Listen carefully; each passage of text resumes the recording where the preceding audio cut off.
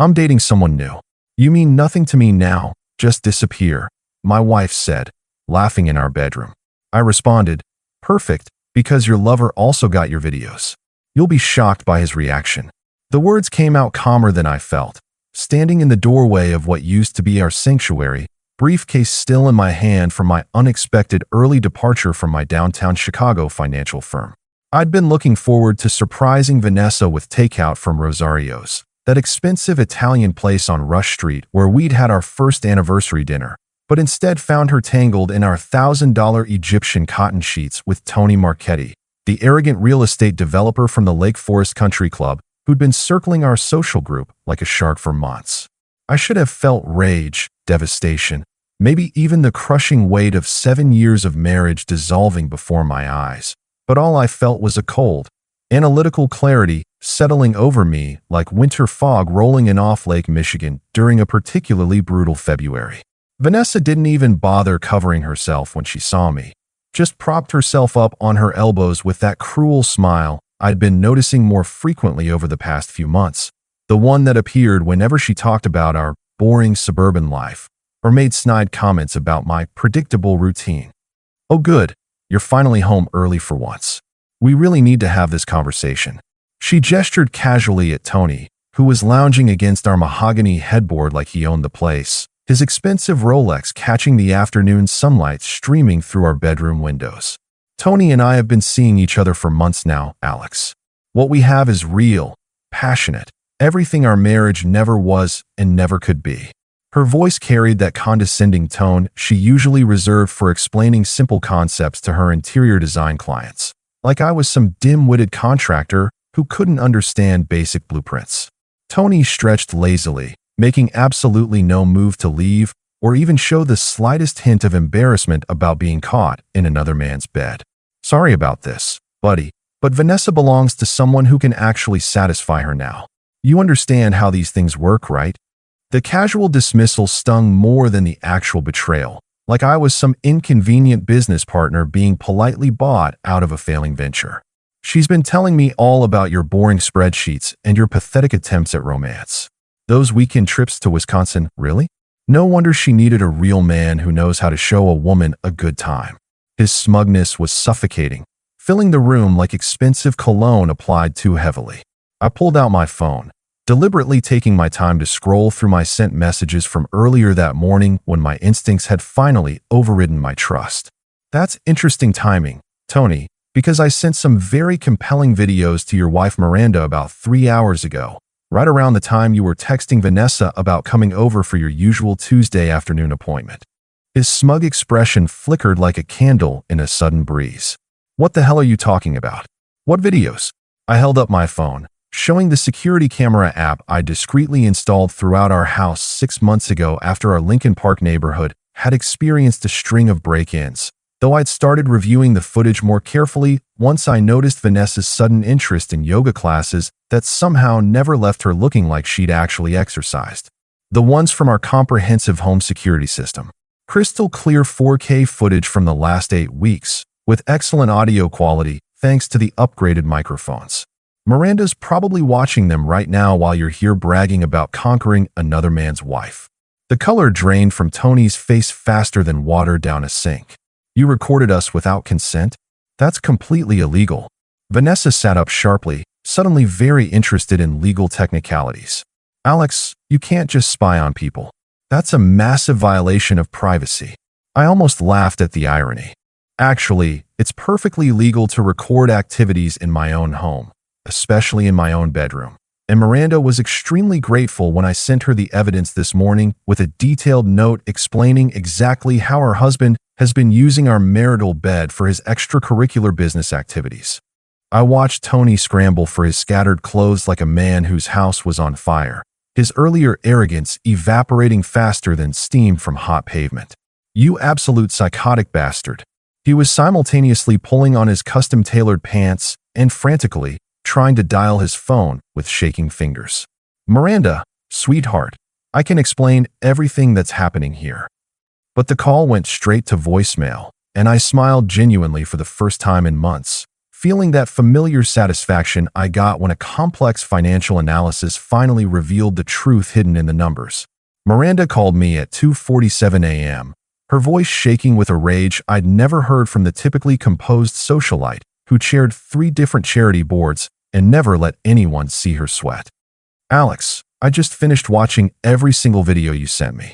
Every single one." Her breathing was ragged, like she'd been running or crying, probably both. "I sat in my car for 4 hours in the parking lot of the Marriott where that bastard told me he was having a business dinner, watching my husband destroy our 22-year marriage in your bedroom while bragging about what an idiot I am." The pain in her voice was raw, immediate, but underneath it was something harder, more dangerous. "He's been lying about everything, Alex. Those business trips to Milwaukee, the late meetings with potential investors, the weekend conferences in Madison, all of it was lies so he could play house with your wife while making a fool out of both of us." I poured myself another scotch, settling into my leather recliner while Tony's wife detailed the systematic destruction of her trust. "Miranda, I had no idea it had been going on for so long. The security footage only goes back 2 months. 2 months of footage, but this has been happening for at least 6. I found hotel receipts, restaurant charges, even a jewelry purchase from Tiffany that I never received." Her voice cracked with bitter laughter. "He bought her a necklace with our anniversary money, Alex. With the money I thought he was investing in his new development project." The pieces were clicking together like a financial audit revealing systematic embezzlement. "What do you need from me, Miranda? I need a partner in this. Someone who understands exactly how much these two have stolen from us." Her tone shifted from grief to something calculating, strategic. "I've been married to a real estate developer for over 2 decades. I know where the bodies are buried, metaphorically speaking. Tony's been cutting corners on building permits, inflating property values, and I'm pretty sure he's been using some of our joint accounts to fund his little love nest adventures." This was getting interesting from both a personal and professional standpoint. "What are you thinking?" "I'm thinking Tony Marchetti is about to learn what happens when you betray someone who has access to all your financial records and knows exactly which city inspectors you've been bribing." The next morning, Vanessa tried to gaslight me over coffee, sitting at our kitchen island like nothing had happened, wearing one of my Northwestern University t-shirts like some kind of twisted domesticity performance. "Alex, I think you're overreacting to what happened yesterday. Our marriage has been dead for years. We both know it. What you saw was just the final confirmation of what we've both been avoiding." She stirred her oat milk latte with the silver spoon from our wedding china set, the casual audacity almost impressive. "I mean, we haven't been intimate in months. We barely talk except about household logistics. And let's be honest, we want completely different things from life." I slid a manila folder across the granite countertop, watching her expression change as she opened it to find printed screenshots of her text messages from the past 3 months. Messages to her sister calling me financially stable but emotionally dead. Messages to Tony calling our marriage a convenient arrangement until something better comes along. Messages to her book club friends describing me as the kind of man you marry for security, not passion. "You've been documenting our relationship's demise for public consumption while I thought we were working through a rough patch." Her face flushed red as she flipped through page after page of her own words. "Where did you get these?" "You went through my phone. I pay for the phone plan, Vanessa. The detailed records are readily available through our carrier's website, including text message logs." I sipped my black coffee, enjoying the role reversal as she squirmed under scrutiny for once. "Interesting reading.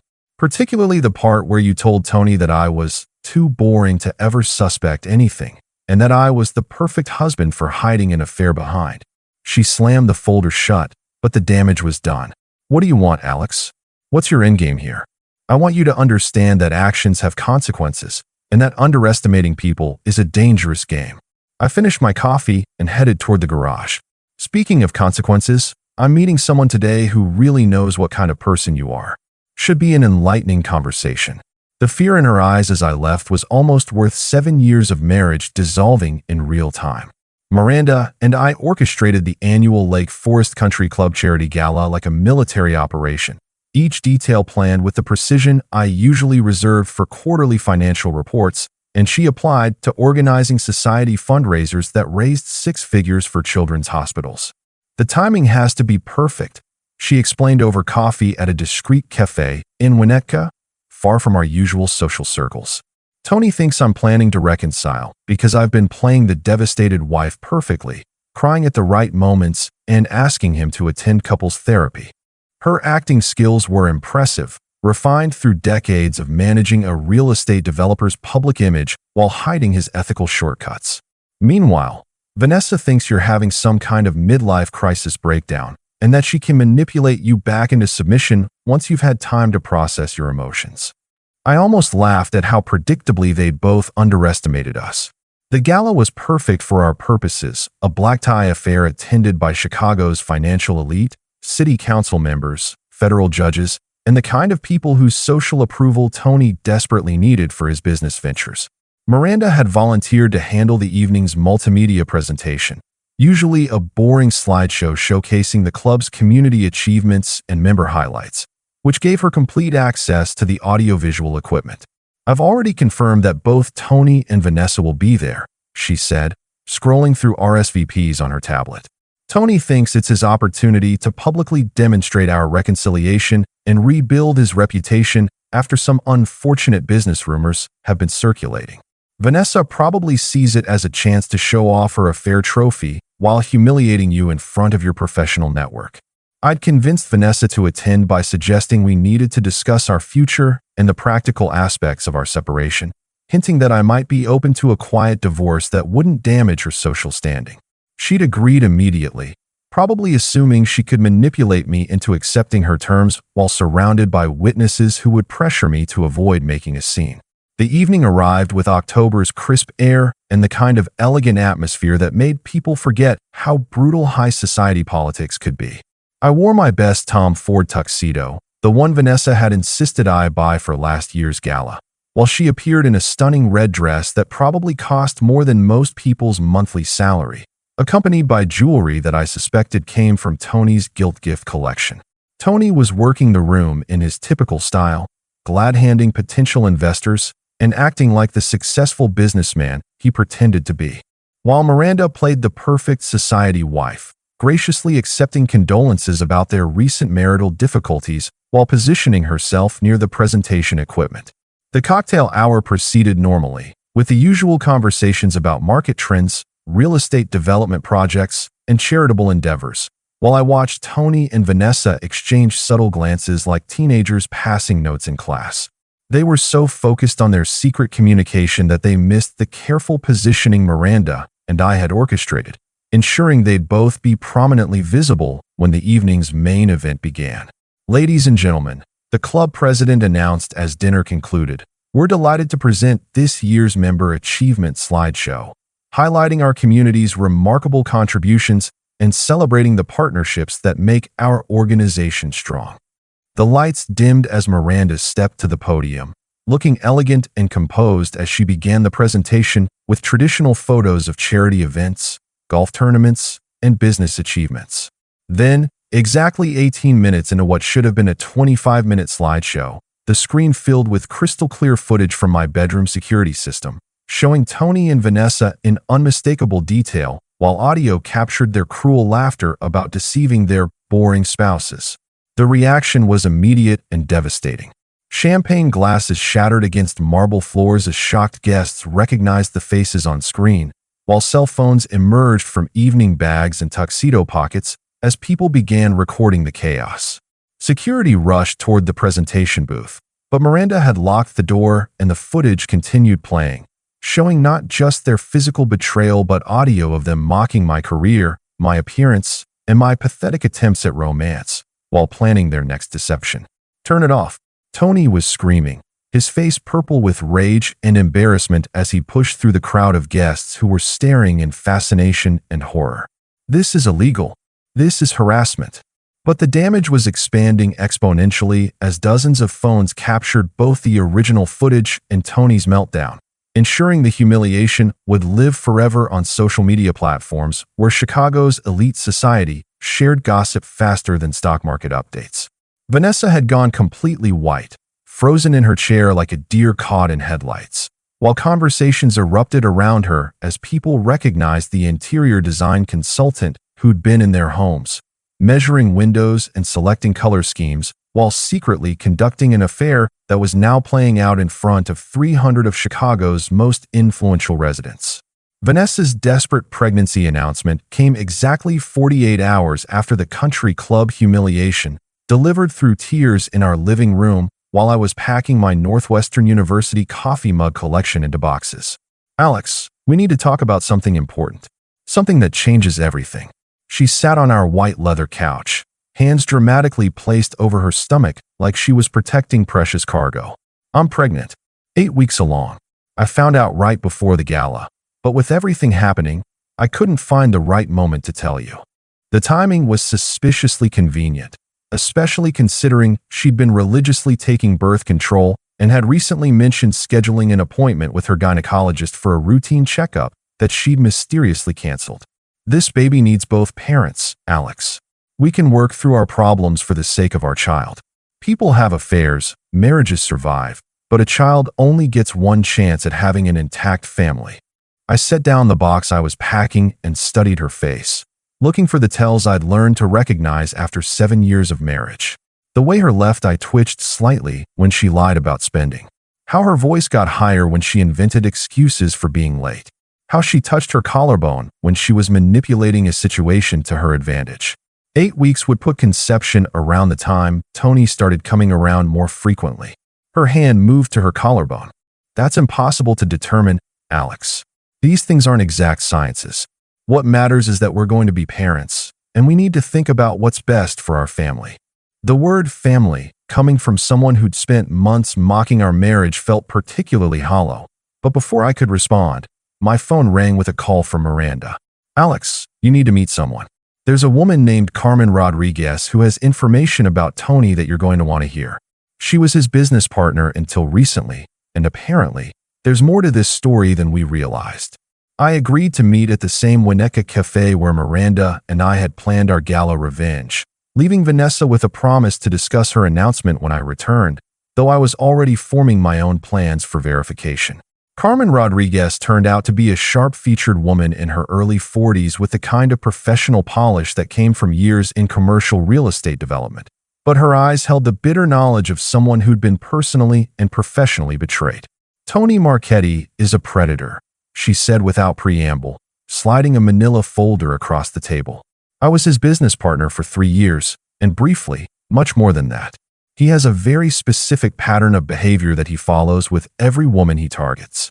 The folder contained photographs of jewelry, specifically platinum necklaces with custom engravings, identical except for the initials. He gives these to all his conquests. His signature gift, usually around the 6-week mark of the relationship, makes them feel special, like they're the only ones who matter to him. I stared at the photos, recognizing the necklace Vanessa had been wearing to the country club, the one she'd claimed was a gift from a client who appreciated her design work. "How many women are we talking about?" "At least 7 that I can confirm over the past 5 years, probably more." Carmen's voice was steady, businesslike, but I could hear the underlying anger. "He targets women who have access to resources he needs. Their connections, their money, their husband's business networks. Vanessa wasn't just an affair, Alex. She was a strategic acquisition." Miranda leaned forward, her expression grim. "Strategic how?" "Tony's been struggling financially for over 2 years. His real estate developments have been failing, he's leveraged beyond his means, and he's been using relationships to stay afloat." Carmen pulled out financial documents from the folder. "He was probably using Vanessa to get information about your clients, your firm's investment strategies, anything that could give him an advantage in his failing business ventures." The implications hit me like a financial audit revealing systematic fraud. Tony hadn't just seduced my wife. He'd been using her to potentially compromise my professional integrity and steal confidential client information. "There's more," Carmen continued. "I have bank records showing he's been funneling money through shell companies and using his relationships to launder funds from questionable deals. Vanessa's pregnancy claim is probably fake, but even if it's real, she needs to understand that Tony Marchetti is facing potential federal charges." When I returned home, Vanessa was waiting with what she probably thought was a convincing display of maternal glow, rubbing her stomach and looking through pregnancy magazines she'd never shown interest in before. I've been thinking about baby names, she said softly. Maybe something traditional, like Michael or Elizabeth. I want our child to have a strong, respectable name. I pulled out my phone and dialed the number for her gynecologist's office, putting it on speaker. I'd like to schedule an immediate appointment for my wife, Vanessa Peterson. We need pregnancy confirmation and dating. The color drained from her face. Alex, you can't just demand medical appointments. I'll schedule it myself when I'm ready. Dr. Martinez can see her tomorrow at 10 a.m., the receptionist confirmed. We'll need her to fast for 12 hours before the appointment for accurate blood work. After I hung up, Vanessa's composure cracked completely. This is insane, Alex. You're acting like I'm lying about carrying your child. What kind of man demands proof that his wife is pregnant? The kind of man whose wife has been conducting a strategic affair with a financial criminal who gives identical necklaces to all his targets. I showed her the photos Carmen had provided, watching her hand instinctively move to her throat where Tony's necklace usually rested. The kind of man who just discovered his wife was potentially being used to steal confidential client information that could destroy his career. The fear in her eyes told me everything I needed to know about both the pregnancy and the extent of her involvement with Tony's schemes. The revenge network expanded faster than I'd anticipated, turning into something that resembled a financial investigation more than personal vendetta. Carmen's evidence had attracted the attention of the Better Business Bureau, the Illinois Department of Financial and Professional Regulation, and eventually, a federal task force that specialized in securities fraud and money laundering schemes. My background as a financial analyst became invaluable as I helped organize the mountain of documentation that painted a clear picture of Tony's systematic exploitation of women and their resources for illegal financial gain. This is bigger than we initially thought, Agent Sarah Mitchell from the FBI's Financial Crimes Division explained during our meeting at the federal building downtown. Mr. Marchetti has been operating what essentially amounts to a romance-based Ponzi scheme, using intimate relationships to access insider information, launder money, and defraud investors across multiple states. The scope was staggering. Tony had been using his relationship with Vanessa not just for the affair itself, but to gain access to my professional network, client information, and investment strategies that he'd been selling to competitors and using for illegal insider trading. Phone records showed that Vanessa had been photographing documents from my home office, forwarding client meeting schedules, and even recording conversations during dinner parties where colleagues discussed upcoming market opportunities. Carmen's financial forensics revealed that Tony had established shell companies using information and connections from each of his targets, creating a web of fraudulent businesses that existed solely to move dirty money and hide assets from legitimate creditors. The evidence showed he'd been systematically targeting women married to professionals in finance, law, and real estate development, treating each relationship as a business opportunity rather than a romantic connection. Your wife may not have understood the full extent of what she was participating in, Agent Mitchell continued, but the evidence suggests she was actively facilitating securities fraud and potentially money laundering. The pregnancy claim appears to be a desperate attempt to avoid prosecution by claiming she was coerced or manipulated. Meanwhile, Vanessa's social destruction was happening in real time across Chicago's elite circles.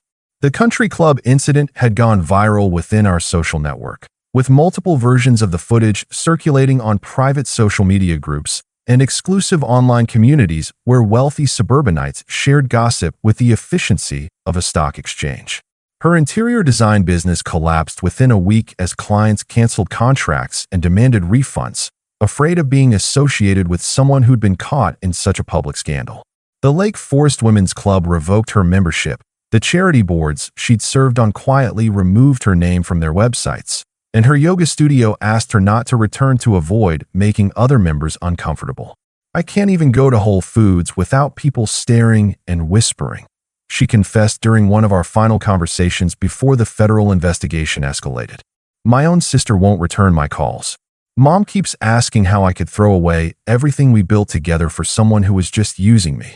The irony wasn't lost on me that she was finally understanding what it felt like to be treated as disposable. To have someone evaluate her worth purely in terms of what she could provide rather than who she was as a person. Tony's situation deteriorated even faster than Vanessa's. His real estate license was suspended pending investigation, his assets were frozen by federal court order, and several of his high-profile development projects were shut down when investigators discovered they'd been funded through fraudulent means. The Illinois Real Estate Commission launched their own investigation, uncovering a pattern of ethical violations, bribery, and fraudulent property valuations that stretched back over 5 years. His BMW was repossessed, his Lake Forest mansion went into foreclosure, and Miranda's divorce attorney had moved quickly to secure her assets before the federal seizures could claim everything. He's been served with indictments in 3 different states, Carmen reported during one of our coordination meetings. Illinois for securities fraud, Wisconsin for money laundering, and New York for wire fraud. The federal charges alone could put him away for 20 years. But the most satisfying development was watching how quickly Tony's social circle abandoned him once his financial crimes became public knowledge. The same men who'd envied his apparent success and lifestyle were now distancing themselves as quickly as possible, afraid that any association might taint their own reputations or attract unwanted federal scrutiny. His country club membership was terminated, his professional associations expelled him, and former business partners were publicly denouncing their previous relationships with him. The investigation revealed that I wasn't the only husband whose wife had been targeted by Tony's systematic seduction scheme, and a class action lawsuit was forming among the victims of his various fraudulent business ventures.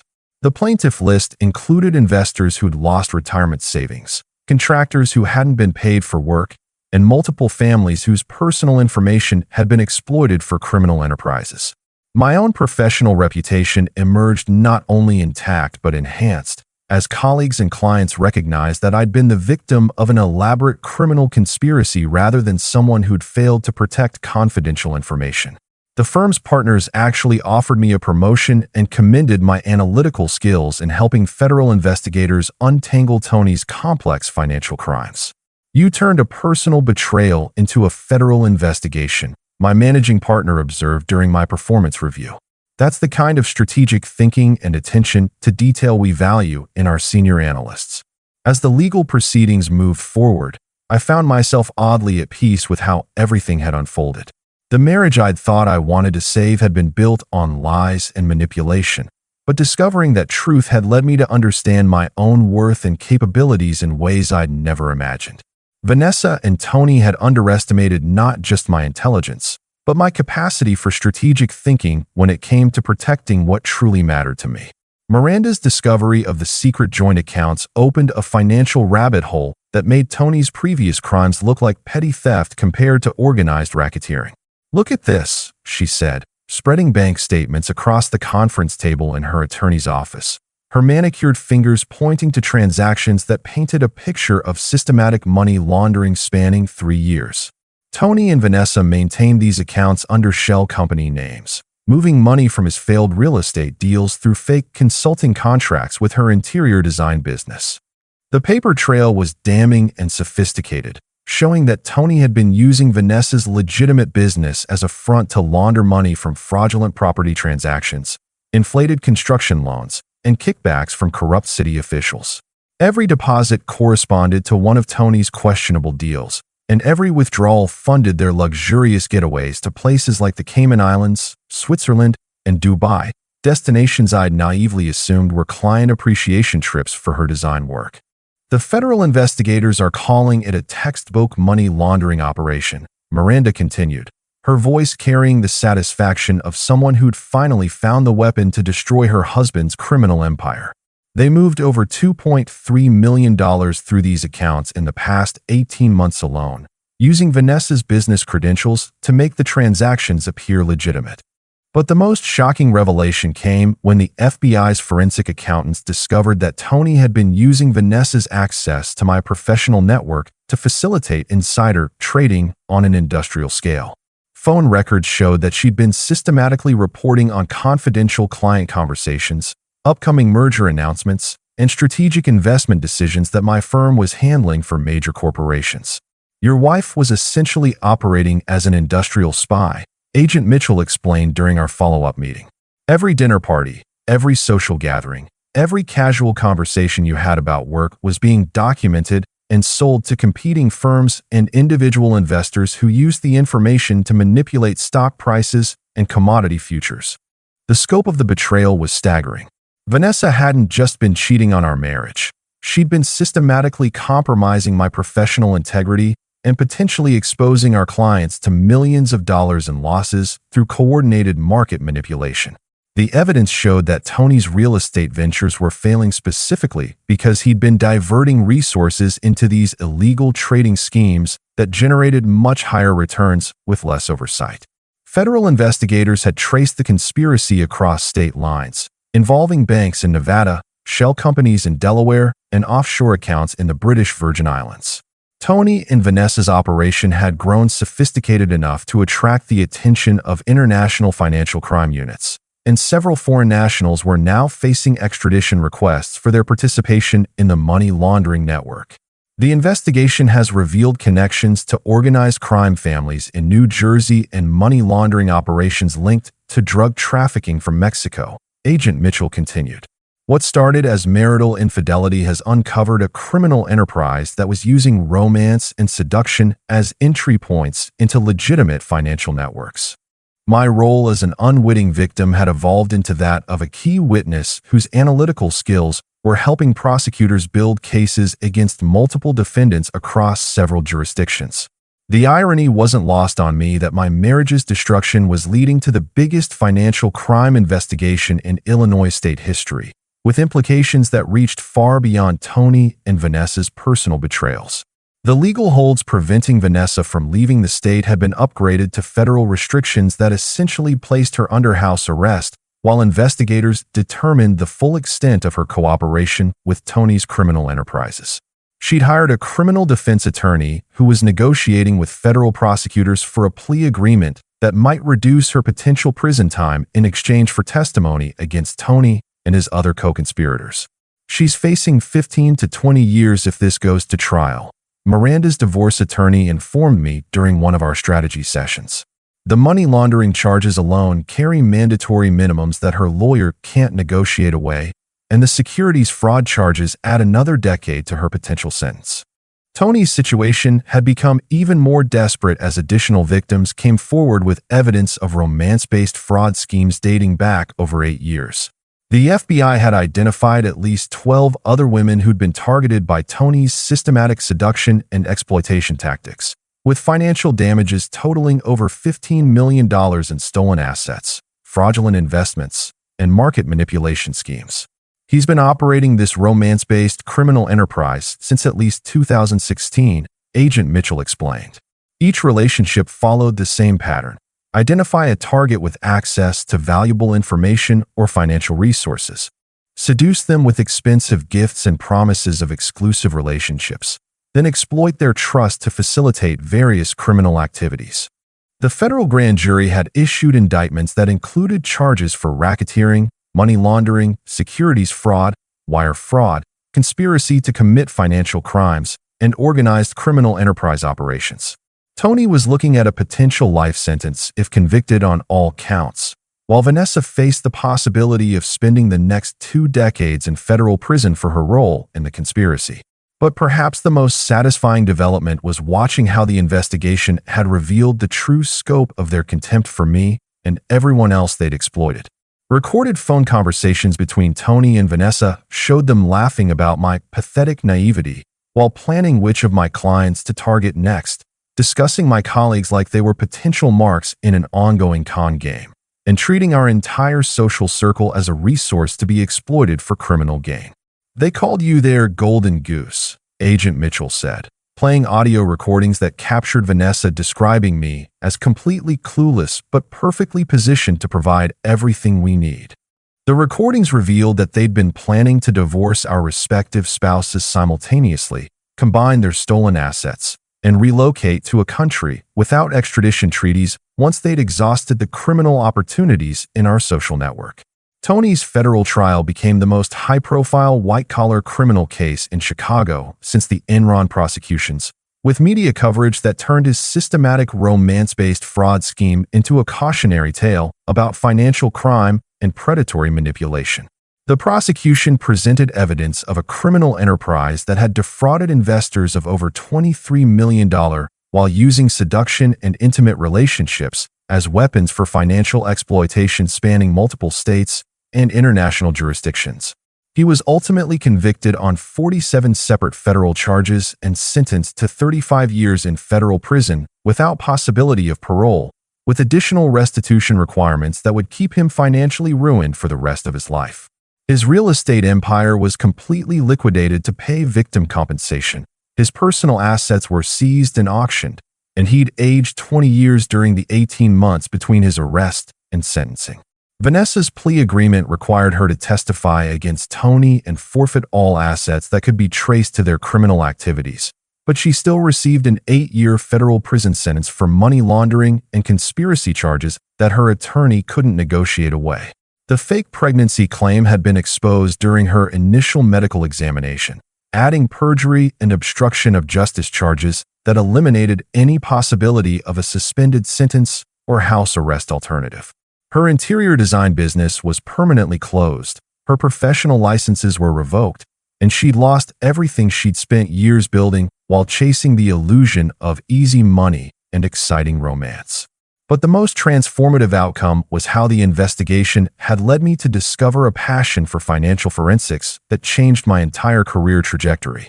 Working with federal investigators to untangle Tony's complex money laundering schemes had revealed analytical abilities I'd never fully utilized in traditional financial analysis, and the Chicago Tribune offered me a position as their senior financial crimes correspondent covering white-collar prosecutions and regulatory investigations. The work was fascinating, intellectually challenging, and provided a sense of purpose that my previous job had never offered, allowing me to use my skills to expose financial predators and protect potential victims from sophisticated fraud schemes. You have an unusual talent for seeing patterns in financial data that even experienced investigators miss, Agent Mitchell told me during my final witness debriefing. Have you ever considered transitioning into financial crimes investigation as a career? The FBI's Forensic Accounting Division is always looking for analysts with your combination of technical skills and investigative instincts. The opportunity was tempting, but my journalism career was providing exactly the kind of intellectual stimulation and social impact I'd been searching for without realizing it.